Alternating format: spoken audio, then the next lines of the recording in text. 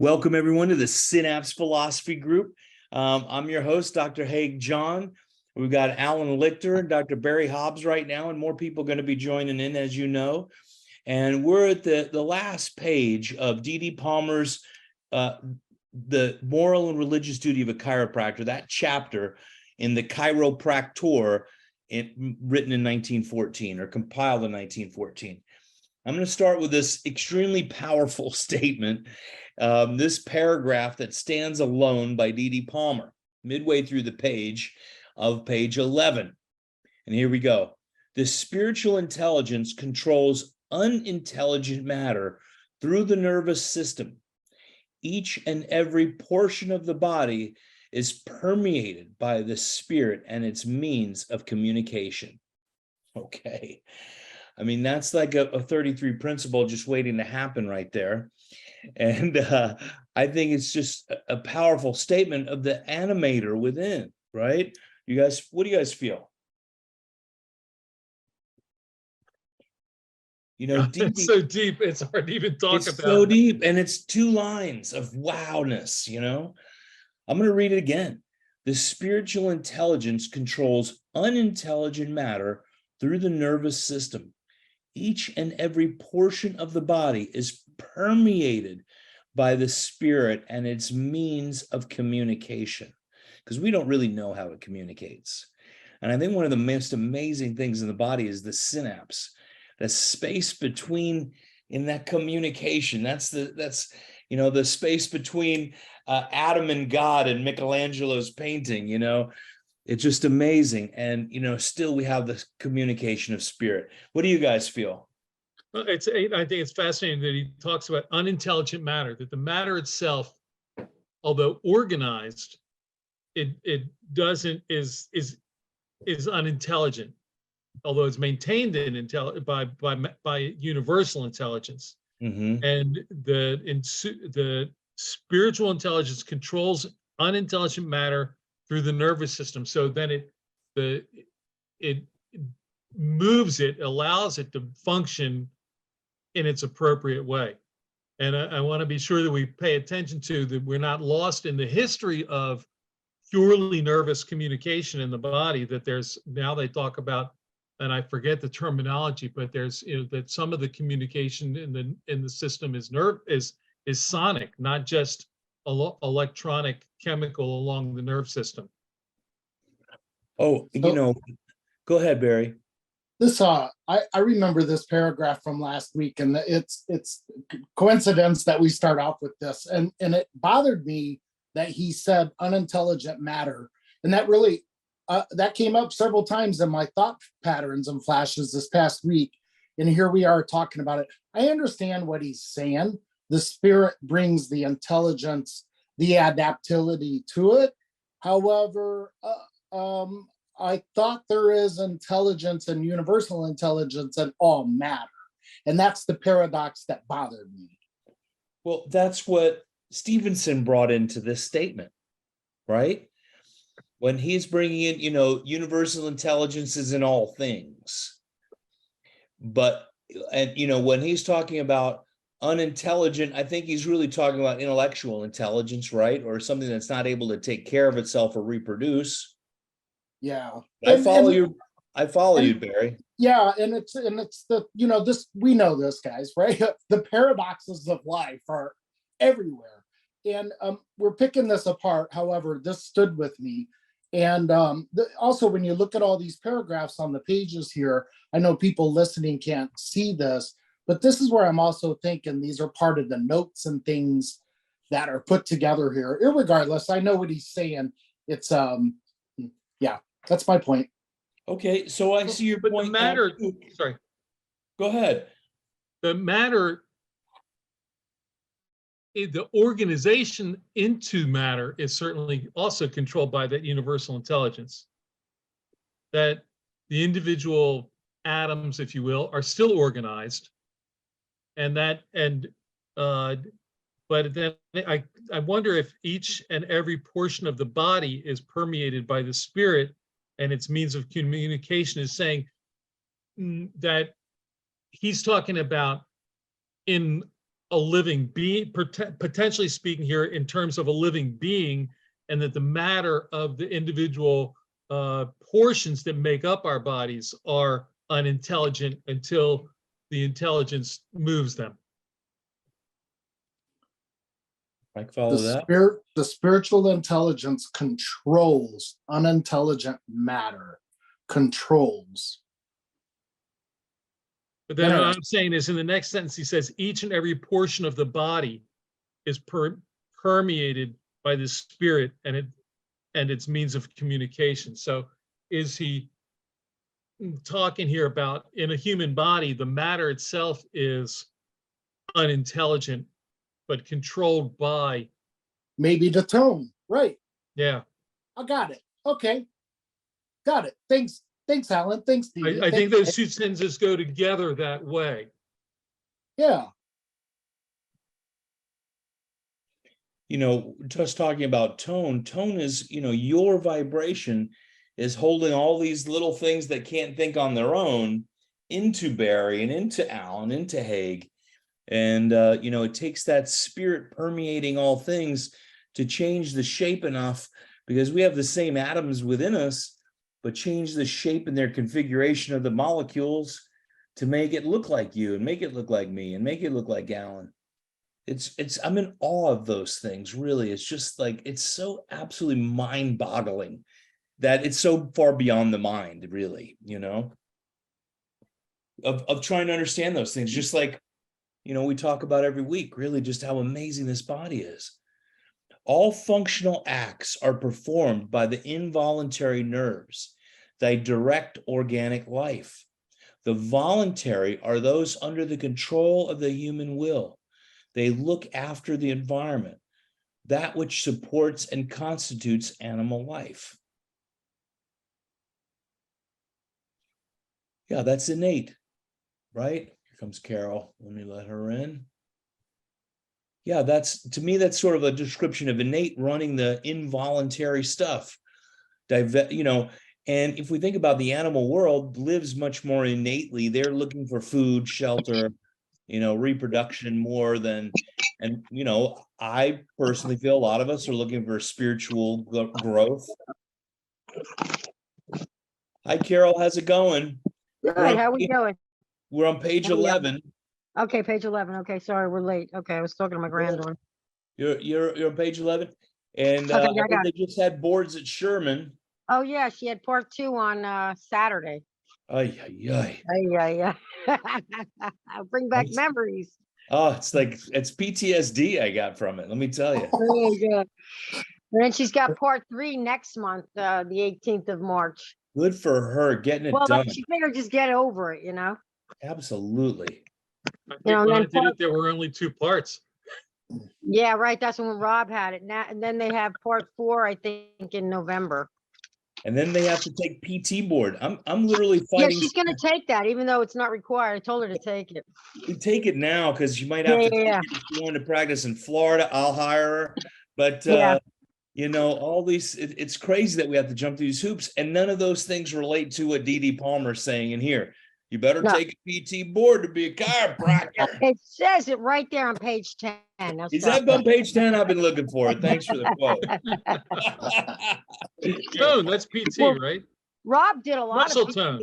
national, so I bet he could teach you. Oh yeah, he did a lot. I remember they had like a whole building of physical therapy. That's what I thought chiropractic was when he was going. I didn't know. Oh yeah, I know. He was putting people on machines and everything. Well, we had a good time with Melissa. We had a lot of fun at our workshop. Oh yeah. She had a great time. Yeah. She did great. She's she on Monday did something, I guess, that you taught her. Because she had a pregnant woman who had the baby, so the baby just came in. So nice. Awesome. Yeah, she got credit for the baby because I told her, I said, many pregnant women come in and they do not bring the kid. Right? I mean, the baby, yeah. So she convinced her to, talk to her and explained it. So I said, well, I think you should get credit for a new patient. Yeah. And then she get it? Oh, yes. Yeah. Oh, Good yeah. for her. I was going to call Jack up and say, I'm yanking my kid. Hey, come on, Jack. I'm yanking her. The 11th quarter, you're still in life. Forget you. All right, we're at the Okay. middle page. Alan, Okay. you want to read a little bit? Mike, Sure, I'm good. go ahead. There are two series of ganglia, nerve centers, lying along each side to the front of the vertebral column, reaching from the occiput to the coccyx, fibers of which extend into the cranial, the thoracic, the abdominal, and the pelvic cavities. These communicating nerve branches connect the vertebral chains to the various organs, vessels, and viscera. There are 144 or more nerve centers, sympathetic nerve ganglia, designated by physiologists as so many brains differing in size, color, texture, functions, location, and more especially in the impulses received and distributed. The controlling intelligence is everywhere present, manifesting through the nervous system its desires for advancement, making use of these nerve centers as receiving and distributing stations. Now, a desire for advancement. This goes back to what we're learning on this plane, we're taking to the next to help them grow. Pasquale used to say, they need us, meaning our spiritual guides, spiritual friends, as much as we need them. And Dee Dee's going into that. There's a repeating, this is a theme that's been throughout this whole section about the advancement that's allowed by in each of us. Yeah. And as a whole, as a species and other species for that matter. And in a spiritual realm outside of these species, we're talking about spirit. And this chiropractic is so much bigger than, like we just talk about taking this PT board and all the boards. It's none of that teaches this. This is the mission. It makes chiropractic so much bigger than we can even perceive. That's where Dee Dee's going with this. Whether you believe that in your thought patterns of spirituality or religion, this is what he's saying about it. I think it's poignant, and it may be his notes. I think it's a little more than his notes, though. Yeah, these are very scientific here. I like this scientist in Dee Dee. He's dropping the ganglia, nerve centers, and 144. There's 144 joints in the spine, and he's saying or more. He's talking about the sympathetic. This is really, this is early 1900s, and this is how scientific Dee Dee knew his stuff. And before that, he was talking about the organic life and animal life, the biology of it. And he collected all these specimens and species and antlers and skeletons and just studied life, biology. And here he is putting it together in the human spine, like a neurologist, like a medical doctor. He's in those books. Well, by this time, he had studied probably more about human physiology and especially the spine than probably any other human on earth.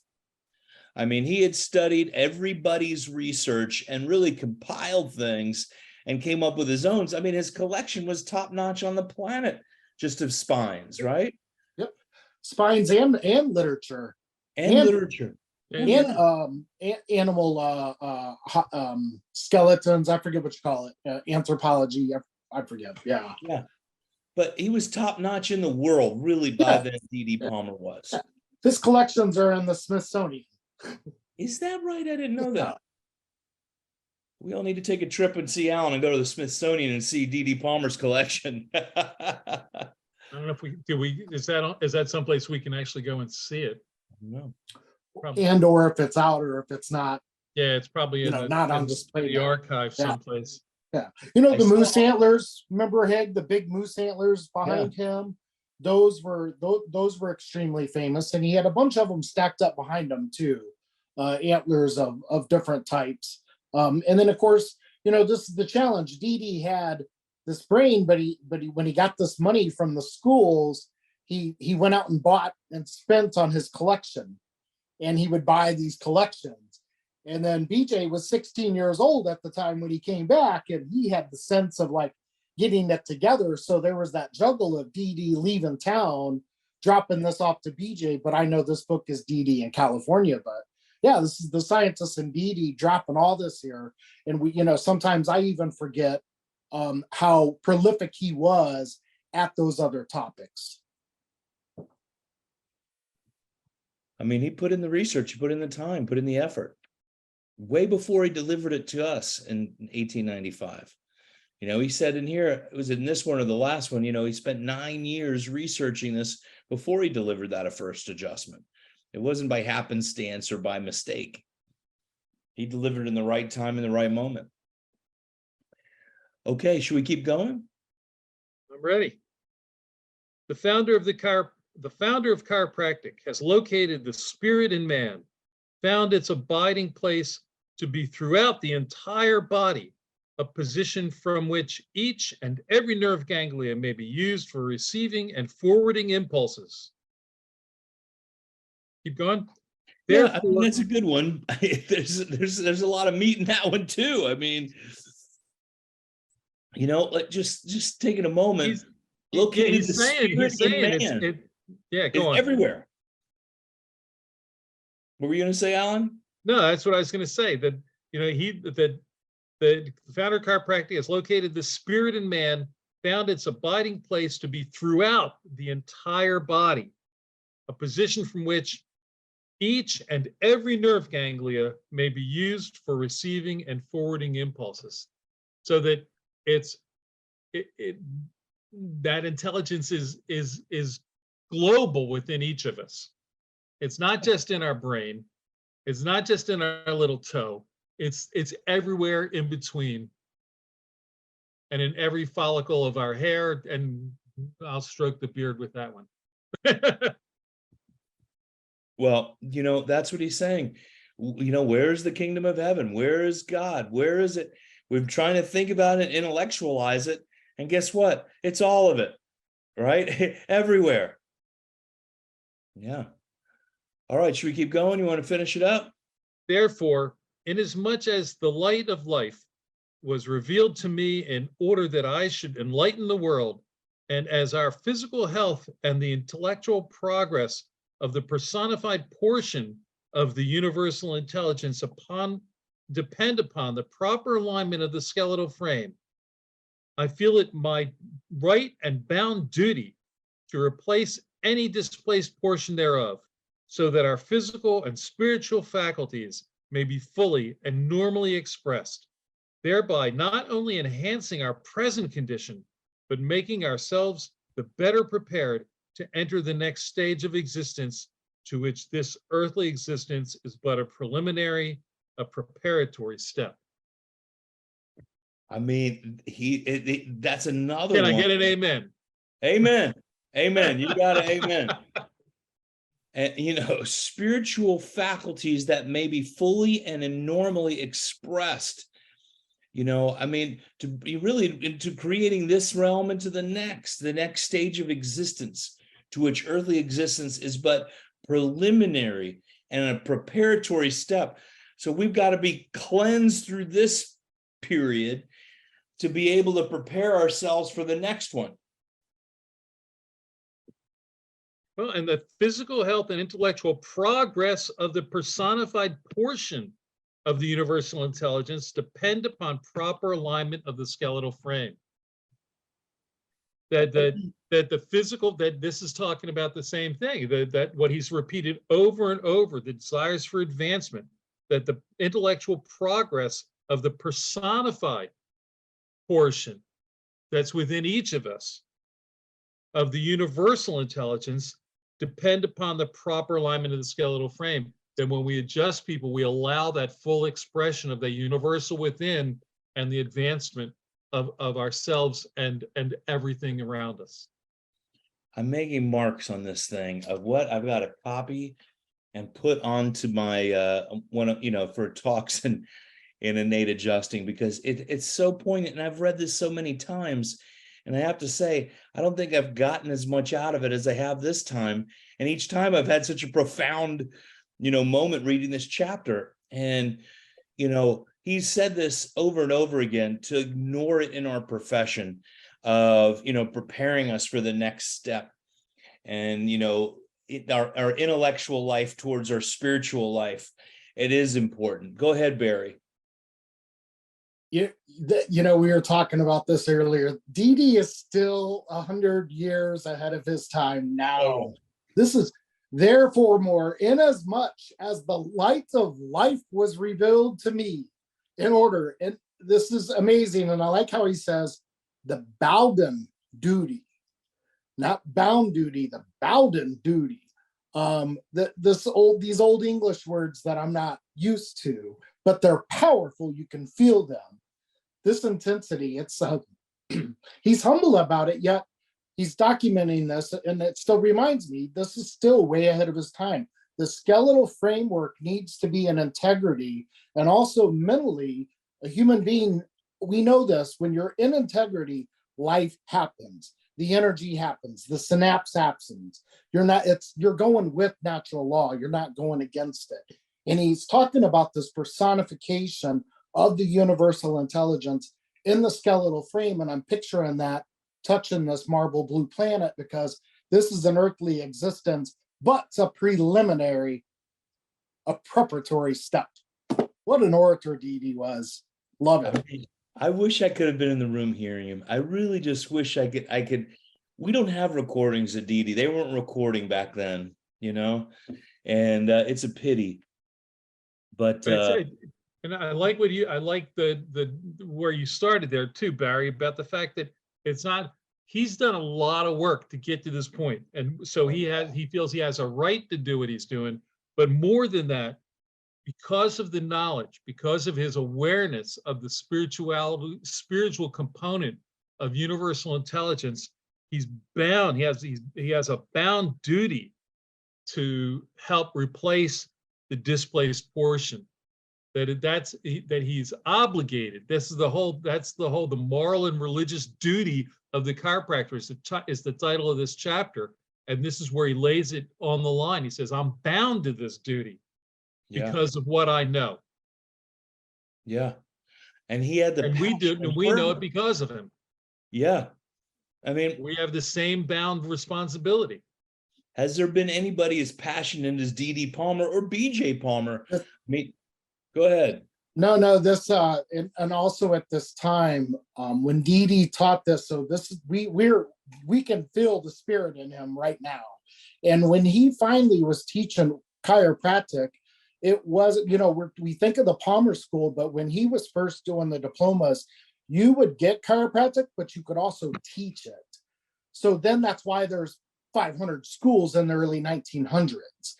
There were those limited schools, but at the beginning, the diplomas were you would receive chiropractic and then teach it, because it was this spiritual, this personified little niche that he had gotten a hold of and then was passing it off to BJ.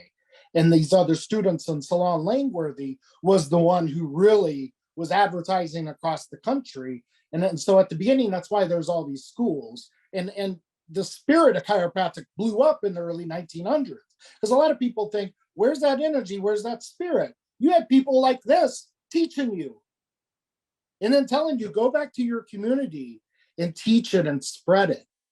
Who were his students? Mostly MDs.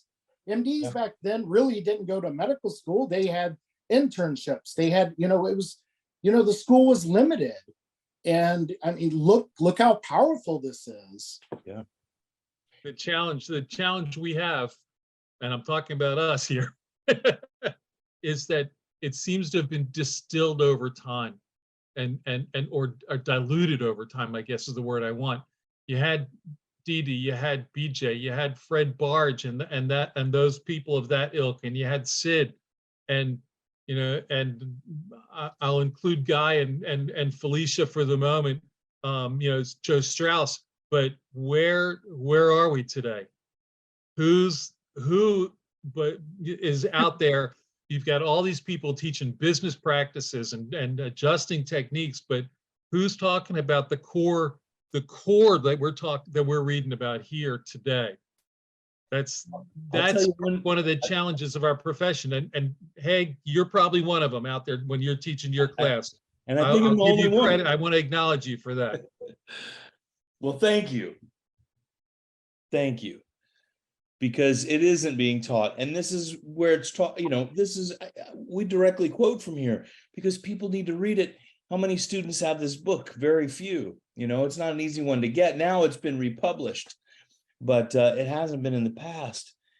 Let's read this last paragraph. You want to read the last one, Alan? Sure, happy to.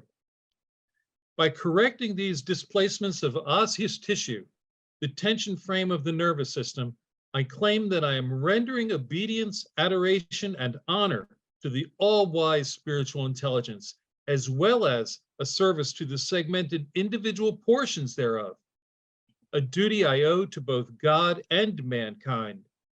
In accordance with this aim and end, the Constitution of the United States and the statutes personal of California confer upon me and all persons of chiropractic faith the inalienable right to practice our religion without restraint or hindrance. Okay. Now, he said it at the end where he said, I don't claim to make this a religion, but he does it in the middle at the end down here. One thing I'm going to come back on a month tomorrow. I'm going to tell my people, I'm like, hey, welcome, segmented individual portion thereof. God, I segmented portion. That's, this is clearly, what later became universal and innate in the discussion. Yeah.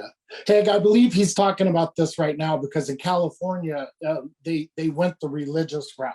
And I believe it was 1909 or 1906. So the religious route was the route of chiropractic at that time. So I believe that's why he's stating that.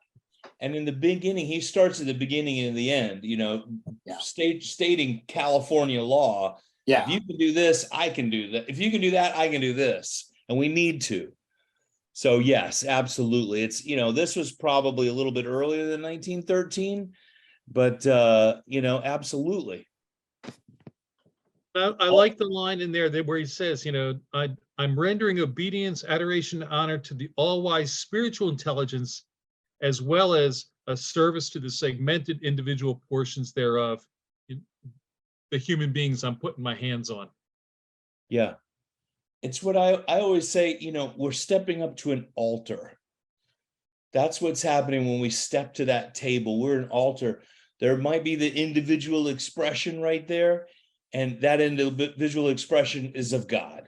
And honoring each one of these people as you're stepping up to an altar. That's what really, teaching service really should be, not just a musculoskeletal dysfunction, right?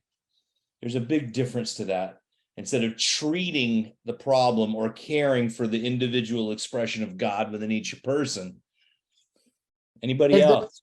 That's very poignant to say, Haig, and it's so true because when you listen to these classics, the Santos, the Sids, they talk about that. Look at that other person as a spiritual being, and here you are currently saying this, and here we are reading Didi, and it's true when you are truly in that spirit, that oneness of the all-wise, the mighty, we're all one energy.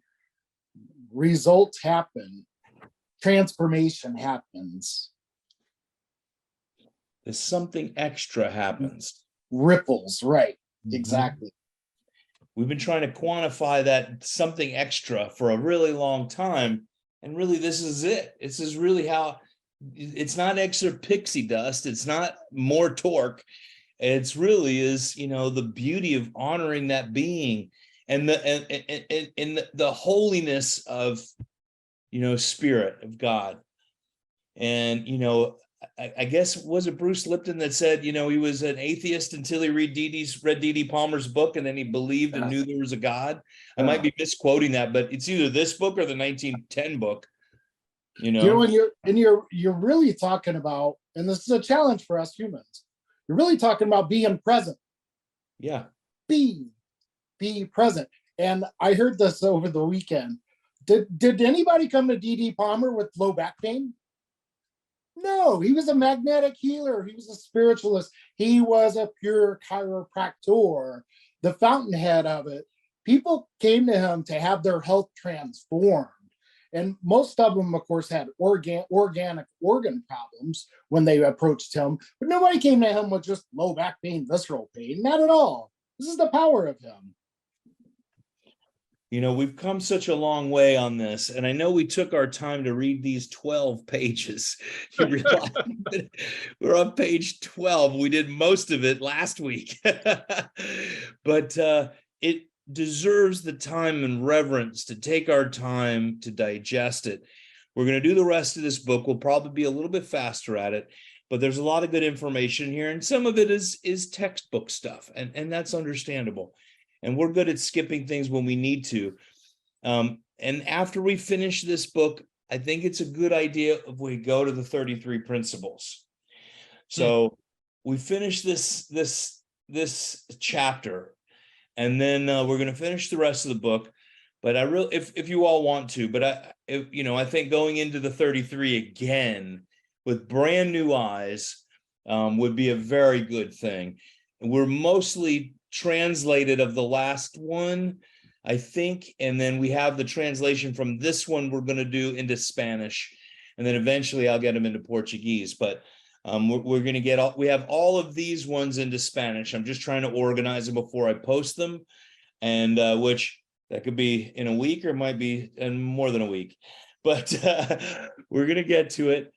And this is for the ages, and it's for the people. Someone asked me, hey, what do you get out of this? And I said, well, I learned, like, let me tell you, nobody's paying me. The last thing YouTube do, they're taking my videos down. They're not paying us a cent. And this is out of love for chiropractic and for the love of people that are going to receive chiropractic in the future. And so we're just about at the end of that. We'll get to it. And then, we're really going to have a lot happening. I think the 33 principles, we're going to get a lot out of. Anybody have any input right now? Anything else? There was something dancing through my brain, but it ran away. Well, I'll go through my announcements. All right. April 15th. Christian, I see Christian has a hand up. Is that intentionally? Did you need something to say, or is that? His hand's not up. Oh, I see a hand on the screen. Well, that's So, mine. Never mind. April 15th, we're having here in Melbourne, Florida, it's Heal the Healer. And everybody's invited. We're having, it's general public too, Heal the Healer. July 22nd, innate adjusting workshops in Spartanburg, okay?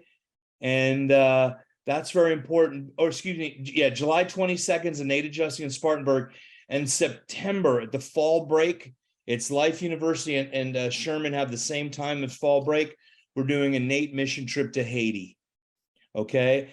And part of really doing 2 seminars before then is and someone asked me this today, I said, because I need to shed and clear myself for that mission, and I'm going to invite other people to come.